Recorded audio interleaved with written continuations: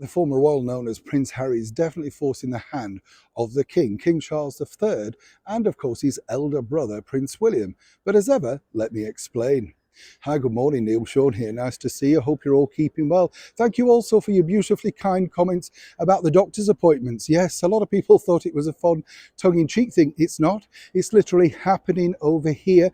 And I'm sure in many parts of the world, wherever you're watching today, it just seems ludicrous, as I say, you know. I was with a colleague recently who simply could not get an appointment, even though they're working full time, pay all their taxes, and they're going to the doctor's surgery because it's full up with the migrants. Now, as I've said to you before, it's not, it's not their fault. They've decided to try and chance their luck over here. But then why are the tax-funded people, the people that are paying for that particular service, being forced out? Incredible. Got a huge response. Thank you so much, at least for joining in and highlighting that. Don't know if it'll make any difference, but it's good to actually cover the stories that the mainstream media simply choose to ignore. Back as ever, though, to your bigger breaking royal story of the day. This is a rather serious story, as you know, because currently, as we also know, the former royal known as Prince Harry is still suing His Majesty's government, that's right, on security issues. But now there's a bigger thing looming, and this is really all of his own doing. But, some might say, perhaps, of course, Prince Harry has decided to do this to force the issue. People are very conniving when they get put into a corner. And as we've seen with Harry and Meghan, they clearly create their own versions of truth. Whichever way you look at it, nothing relative seems to be the realism for them, does it?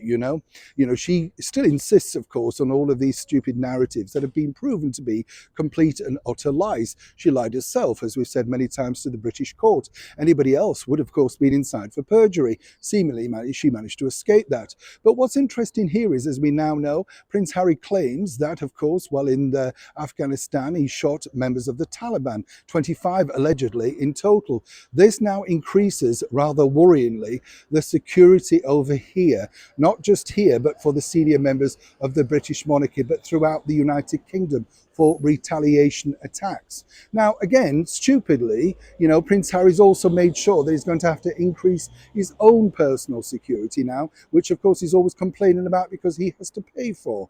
Because the bottom line is, there's always some crankpots and nutters out there that simply want retaliation.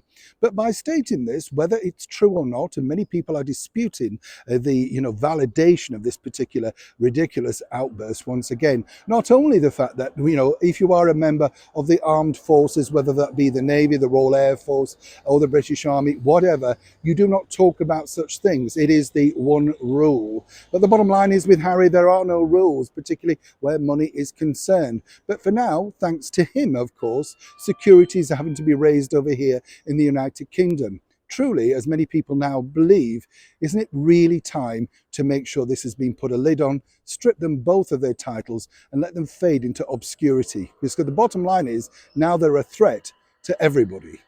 Neil Sean in the very heart of London.